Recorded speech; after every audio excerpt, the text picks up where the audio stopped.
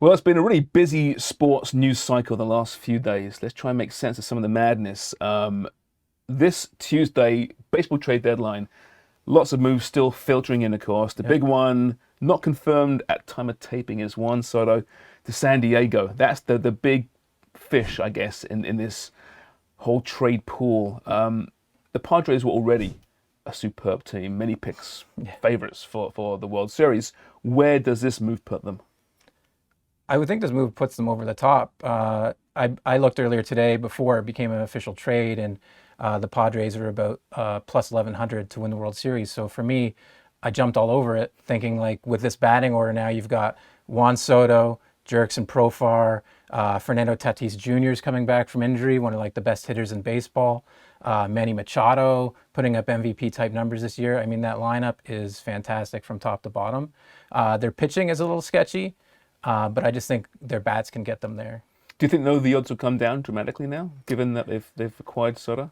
Maybe not dramatically. I would look at them to become like almost the favorite, maybe up there with the Yankees, just because the Yankees probably have an easier path, like in the AL, maybe than the NL with the Dodgers there.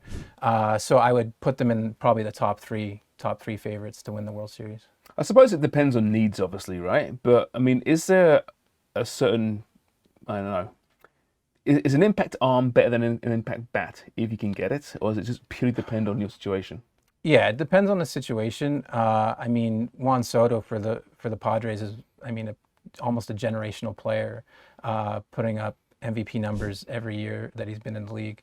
And so, for me, the Padres filled their need with a bat. Other teams need arms. You've seen like the Yankees went out and got Frankie Montas. They needed some arms. They got the Trevino, the A's closer also. They needed a closer since Michael King went down with injury. So it depends on the team needs. Pitching is usually what makes deep runs in the playoffs. It's just bats cool down when the weather gets colder. So Right. I would rely on pitching a little bit more, but it also just for me it depends on team needs. And just don't fly him commercial, right? It's pretty simple, right? Charter him wherever he's going, or a private jet. Just Yeah. get in there in comfort, because it's tough being a 23-year-old multi-millionaire, isn't it? To having to fly to these venues with the people. Awful Yeah, thing. yeah. Awful. I would hate to turn down $440 million too. But To the NFL now, and another sordid weekend. Deshaun Watson being given a 6-game ban from the NFL after these allegations. Essentially, he's been, well, I guess cleared, but 23 or 24 allegations over non-violent sexual assault. Now, of course, the outcry is only 6 games for this, and on the surface, it's just absurd. At the same time, is this a case of the NFL being shackled by the rules they put into place? yeah, that's pretty much the case, and it's a tough situation for all involved. I mean, I don't mean to downplay it whatsoever. Like Judge Sue Robinson found that there was probable cause that he did indeed commit these sexual assaults, and that to me is enough to make it more than the 6 games. The problem is that there's no policy on something like this. For drugs like Adderall, you get 2 games. For drugs like anabolic steroids, you get 5 games. For marijuana now, which used to be a hefty fine, hefty suspension, now it's just a fine. So, I mean, the league has updated certain policies, and now it's time to update this one. I mean, it's due time.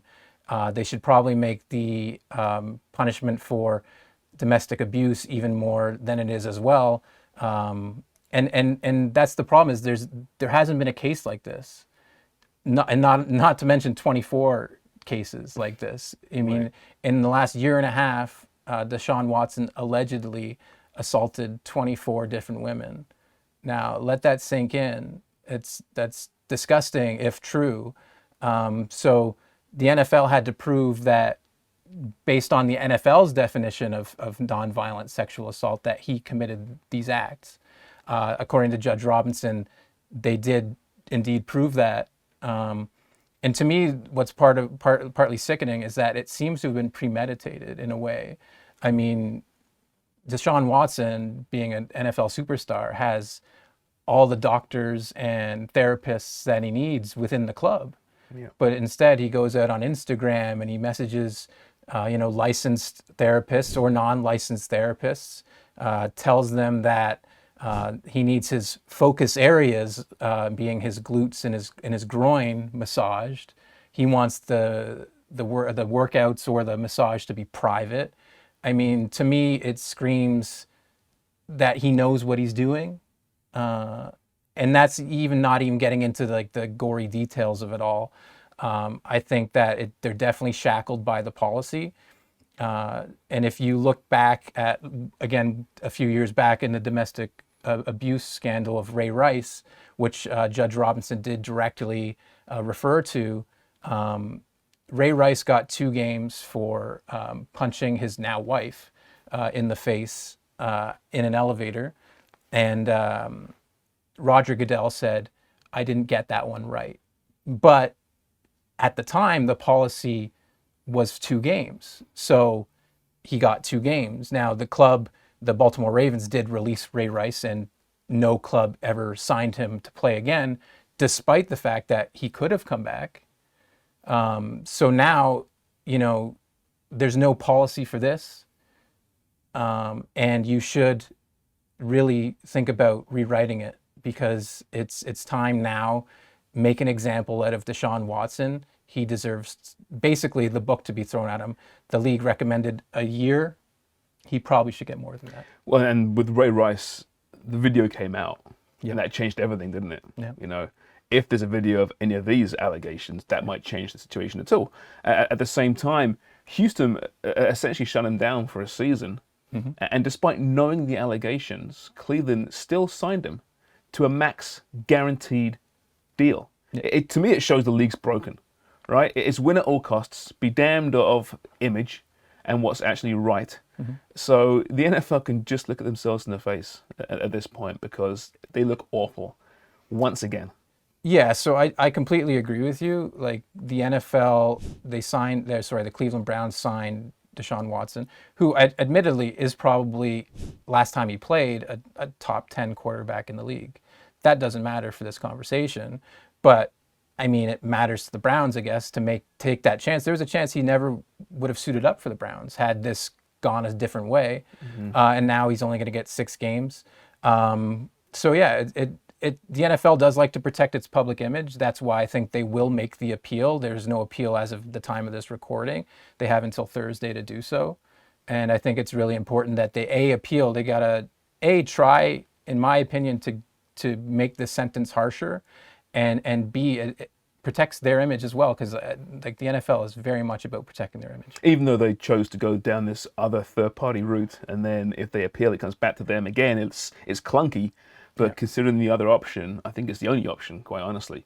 But yeah, very sorted. What's even more sorted is that this past week at practice, he can practice still with the team. Fans are out there cheering him.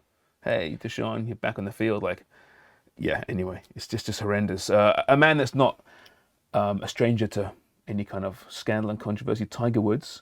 Maybe his tarnished profile's been polished a bit. He has turned down reportedly $800 million to join the LIV Tour. Yeah. $800 million. Now, listen, Tiger's rich. We understand that. Rich beyond our imagination, right? But to turn down $800 million, he must really respect golf. I mean, he's got to. It helps when you have probably 800 million, a billion, you know what I mean? One of the richest athletes in the world, alongside like LeBron James and Michael Jordan, probably. Tiger Woods probably right up there as well. I don't blame him for turning it down. I mean, at the age that Tiger Woods is, and with everything he's accomplished, and with the money he has, he didn't need to go over and do this. And a lot of golfers, again, their morals outweigh. And again, it's tough with the past that Tiger Woods has maybe had. So I don't know where he stands on this morality, but at least he didn't want to go play for LIV Golf, which I think is a positive decision for him. For the record, there's nothing on this earth that I wouldn't do for $800 million. I had that same discussion with this Juan Soto, $440 million, turning down $440 million. So now you double it. I'm not going to say anything on air, but I totally agree with you on that. That's a lot of money, isn't it? It's a lot of money. Oh my word, transgenerational money. That is, wow, and crazy. But good for you, Tiger. You know, the sport is still important to you. I think that's number one there. Speaking of golf, he won't be at the Wimbledon Championship. coming up later this week. Yeah. It's the last chance to qualify for the FedEx playoffs, so it's an important tournament. Where would you put your money? There's a few places I'm looking to put my money. I'm going to fade Kevin Kisner, who's last year's defending champion. He won in a 6-way playoff. Also going to fade Webb Simpson, who's had great success at this course, but he's just not been in good form lately, missing the cut in 2 of his last 3 events. So I'm not going to put my money there. I'm going to look at some smaller markets first. I'm going to look at Adam Scott for top Australian golfer, plus 140, finished in that aforementioned playoff last year, tied for second. He hasn't played this course very much, but Adam Scott's one of the best golfers in the world. So I'm going to take him at plus 140 for top Australian. Somebody for top Englishman, it's a little bit more of a longer list of players, so it's a little bit more risky.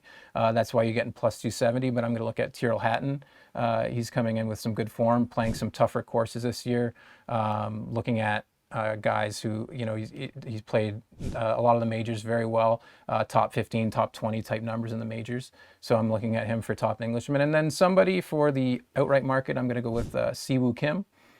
He won this event back in 2016, and since then he's missed a cut, but in his last 3 events he's finished top 5. So at plus 2,500, that's some good track record. So I'd like to see him come away with the victory this weekend. And it's not a tough course, right? Should No. be some pretty low scores. Yeah, you're looking at probably something like 17 under, 18 under, Wow. something in the. It's just not a long course, so the guys that can hit it long and hit the fairways, you're looking at 150, 125 yards approaches on some of these par 4s. So expect some low scores. You're absolutely right. Good to talk some real sport finally after what's been, I guess, a tough few days considering some of the news across North America. Hey, Shawn, thanks so much.